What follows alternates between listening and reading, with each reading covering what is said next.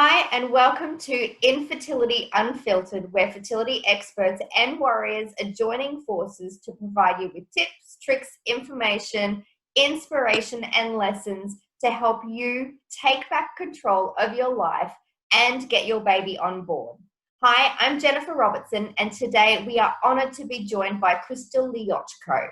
Now, Crystal is a fertility doula and coach at Fertility Blooms, where she provides clients personalized emotional, physical, and emotional support. In 2007, she created a non-profit called Blooming Hopes Fertility with a primary mission to raise money to assist individuals with fertility treatments and to create awareness around fertility, which I think is absolutely amazing. She's also the founder of Bloomiss, a clean, natural line of beauty, aromatherapy, and skincare to help women kick the toxins out of their daily lives. And that's what we're going to be talking about today. Toxins on beauty products and the things that you put into your body and the impact it has on your fertility. What are the things that you should look for on labels and the things you should avoid, because it is a minefield out there. And if you stick around to the end, Crystal's going to tell you how you can get your hands on her toxic-free products. So thank you so much for joining us, Crystal Leochko. Thank you, Jennifer. That was great. Thank you. My pleasure. Now, before we get into the questions, I would love to know just a little bit about yourself and what led you down this amazing path that you're on today. Oh, well, I am a fertility warrior, like pretty much everybody probably listening here tonight. So yeah, I am definitely a fertility warrior. It's been about 7 years.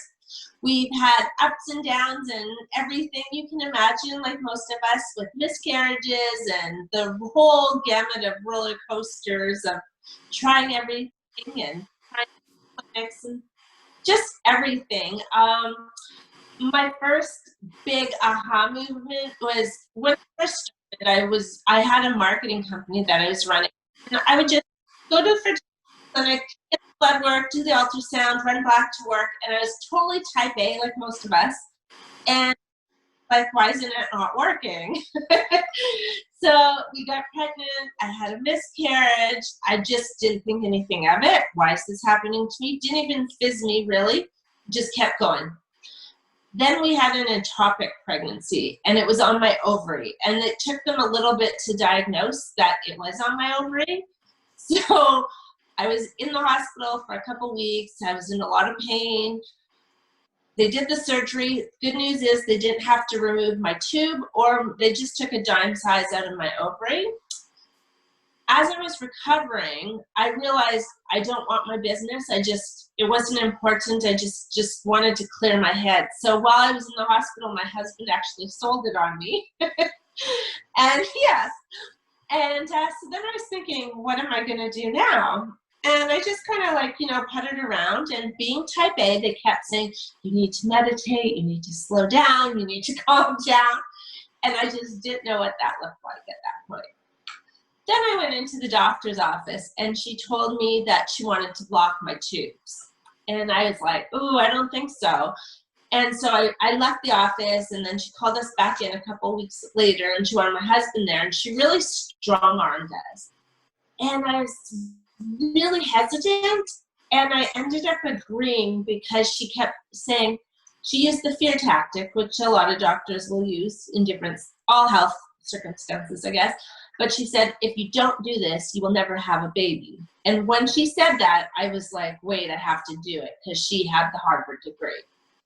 So I went in for the operation, and it was a big fiasco. I had 3 surgeries after that because they messed up something, and it was just a fiasco. So that's when I started learning more about fertility and how I could take control, because I no longer trusted my doctor. And for the first time I sat down, I had no company, so I wasn't working. So I had to focus on my energy on something. So we went in after I was healed, which was probably about 8 or 9 months between all the surgeries and my recovery. I go in, and the nurse has all the IVF medications, and it's very expensive here in Canada, and we had no coverage. And she said to me, okay, so you're gonna whatever. And I'm like, oh, how many follicles do I have? And she's like, you have 3 on one side and 2 on the other. And I'm like, 5 total. I'm like, I don't know if I want to spend like $25,000 on IVF for just 5 follicles. Why is there so few? And she's like, oh, I don't know. And she goes, it's just like, could be the month. And I said, does it matter because my cycle was 6 days early and my cycle's always bang on? And she's like, oh no, that has nothing to do with it. So I didn't know at this point, and I was like, oh. And then something was really bugging me in the back of my mind, and I go, can I talk to a doctor? Because I don't want to spend all this money on 5 follicles. So she's like, nobody's available. And I was upset, and I said, no, I'm going to talk to them, one of the surgeons out there. So I opened the door, and she ran to get her, and she's like, okay, calm down, crazy person. And and she came, and the doctor said, yeah, something is wrong because you usually produce a lot more. And I said, my cycle's early. And she's like, oh, maybe that has something to do with it. And my cycle is always 28 days. It's still 28 days. So it was really an off month. So came back, she ran another blood test, and my FSH was 12. And she's like, it needs to be like 7. It's really high. We're not going to do it this month. So I thought to myself, if I would have just sat quietly and not asked for a doctor, I would have spent all that money on fertility and I went to work. So that started the motion going for my path. And so I said, what do I do to lower the FSH? And the nurse on the phone, because she called me back and said what the results were in the afternoon, said, there's nothing you can do to lower your FSH. Don't be ridiculous. And they already knew I was dabbling in acupuncture, and I started researching things. And she said, don't try any of your natural stuff. So I hung up the phone, and I really, like, you just like really now pushed my button, lady. So what do? I'm on the phone all afternoon figuring out how to lower my FSH. And it is obviously possible, as you know. So I go for acupuncture for three months. My FSH is now 7. And what did you do? You know, like acupuncture. I went to a traditional Chinese medicine doctor, so I was taking herbs. I was eating right. I was just doing everything, and it helped. So we were going to start IVF. I started doing it, and something was wrong. Like, I felt really tired, and I'm like, what's going on here? Like, why do I feel off? So, you know, you're going for blood work, and I'd see a doctor. In my clinic, you rotate doctors. Like, you only see anyone certain times. So I'd see a doctor, and I'm like, something's wrong. I'm really tired. Can you check, like, is something wrong? And they were like, no, Crystal, relax. And so they kept telling me, just relax. Oh, I love that. you're just stressed because of the miscarriages and the ectopic, and you're just nervous. Just relax. Nothing's wrong. So they kept writing blood work every day. But I was sleeping like 9 hours, getting out of the shower, go to brush my hair, and falling asleep for another 5 hours. I couldn't keep my eyes open. So I was like, I kept thinking, so then you think you have a brain tumor, you know, like that's the first thing, falling asleep, brain tumor. So we did the IVF, even though I was falling asleep all the time, and they kept telling me I was stressed and anxiety and stuff. And I'm like, I don't have that. I'm not stressed. I'm in the right headspace right now. I did it. The IVF failed. And at that time, we heard about like these doctors in the US that like guaranteed different IVF programs and stuff, and they didn't have that here in Canada like a guarantee. So me being the crazy person that, you know how it is after you have a failed IVF, you just do it again. Get knocked down, keep going. So we flew to the US, and the doctor did all my blood work. So he got it Saturday, and I was there on Monday. First thing he said is, how are you standing up? Everything was crashed. He's like, your hemoglobin's crashed, your vitamin D's crashed, everything. He's like, your body's not functioning. And he gave me an IV to like boost my like B12 and everything, because my body was shutting down. Then he realized, he's like, when did you do IVF last? And I go, last. He's like, but your body's not functioning. And I go, I kept telling them, but they thought it was like my stress and anxiety from the ectopic pregnancy. And he's like, what? So he calls them, gets my day-to-day, and they put on my chart every day, complaining, anxiety, stress. They weren't actually testing anything but my thyroid, I think. So I flew home and I asked him why they guaranteed it. And then I started putting my own kind of model in. And after that, I'm like, I need to help women that don't speak up, because I'm pretty outspoken and I stand up for myself, and I still was trusting these doctors, even though I knew something was wrong. So many times then I went for the follow-up to tell the doctor that, like, hey, you guys missed this. And as I'm sitting in the waiting room, this girl is sitting there going, but we don't have another $5,000. And I guess they had miscalculated her medications, which they had done to me too. And she crumbled to the floor and said, we're halfway through, but we don't have any more money. And she's crying. And the nurse is just looking, or the receptionist is just looking at her like, so like, how's that my problem? Like, no sympathy, no anything for this poor girl. And so I went home and I said, there's 2 lessons right there. I need to help people that don't have money to pay for IVF. And I need to raise awareness, because this is insane that they're telling me something and my body wasn't functioning. So that's why I started Blooming Hope. And we want to, with the charity, we just want to raise funds and awareness and education and resources, because it's so hard to find what's there. So that's the goal of Blooming Hopes. Mm-hmm. And I had no job at the time. I started puttering and making like lip balms and creams and stuff, and I give them to my friends, and they're like, oh, can I buy one of those after, because I just finished it, or can I get one of those for a gift? And they had no labels, and they were not nice or pretty at all. And then I started doing my research, and I was like, wow, I used to be addicted to all those nice smelling body butters and stuff, and I didn't realize how much those things affected my hormones and giving me hormonal imbalances that were affecting my fertility. So that's why.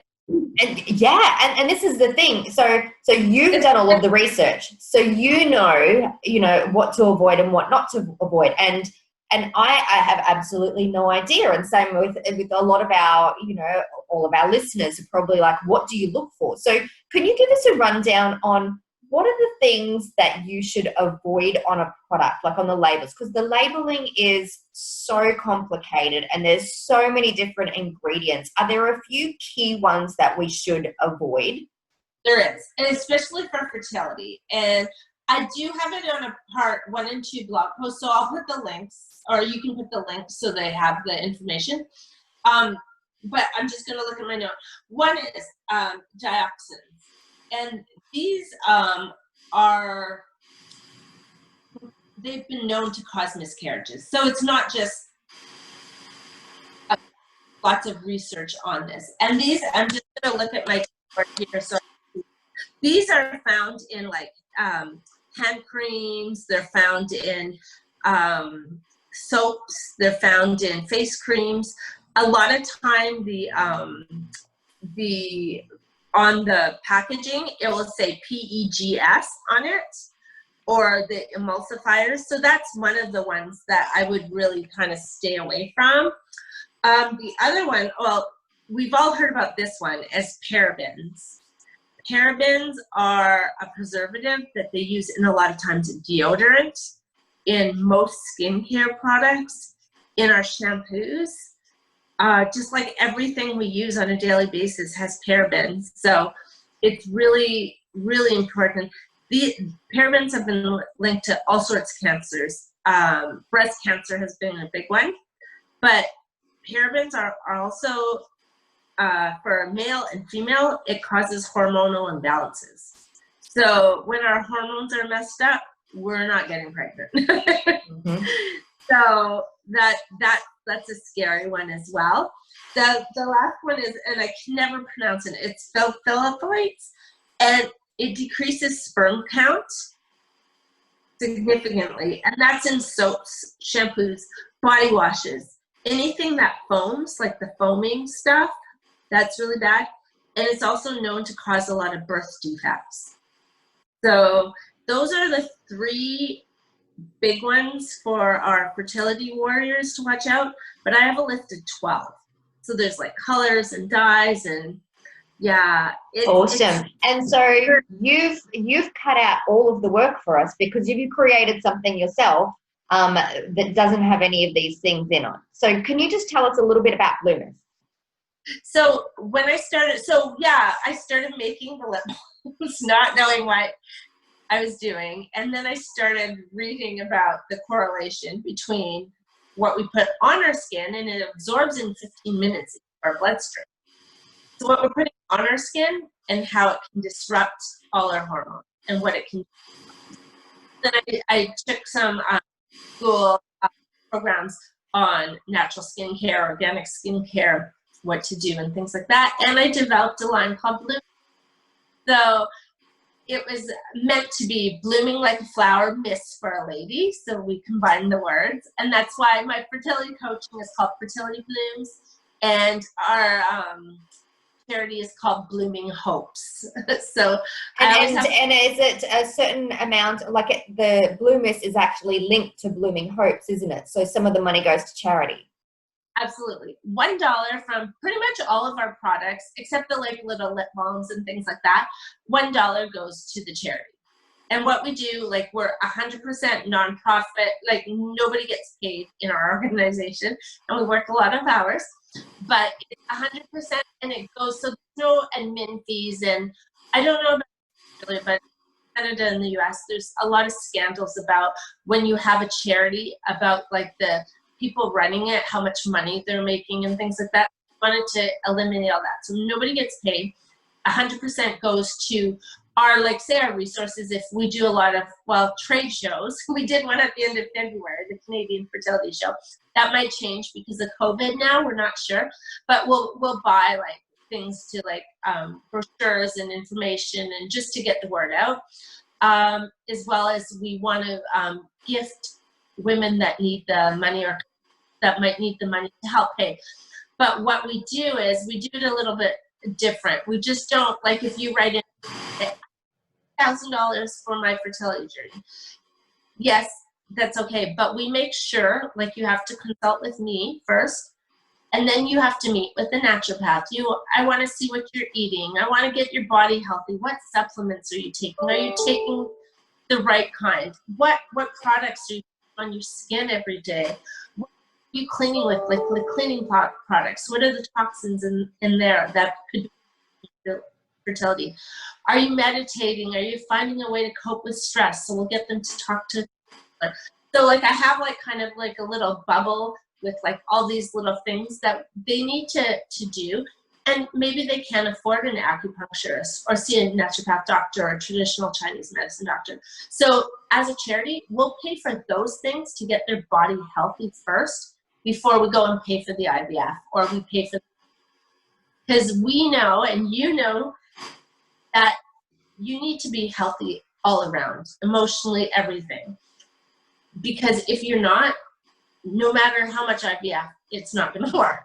Absolutely. Look, I think what you're doing is absolutely amazing. So how can our audience get in touch with you? They can contact me at Fertility Blooms, and will we add the links below? Or yeah, so we'll add the links below, or at bloomiss.com is the skincare. And why don't we'll give 15% off to anybody that wants the products, and I'll set it up right after. We'll use the code Jennifer. Oh, I like that. I have my own code. Yeah. Excellent. Oh, Crystal, it has been an absolute pleasure talking to you. Thank you so much for coming on, and thank you for watching. So if you love this video, please feel free to give it a little love. You can like it, share it, and make sure you subscribe to this channel as well, because this is just one of many amazing interviews as part of the Infertility Unfiltered series. So thank you so much for watching, and I can't wait to talk to you again.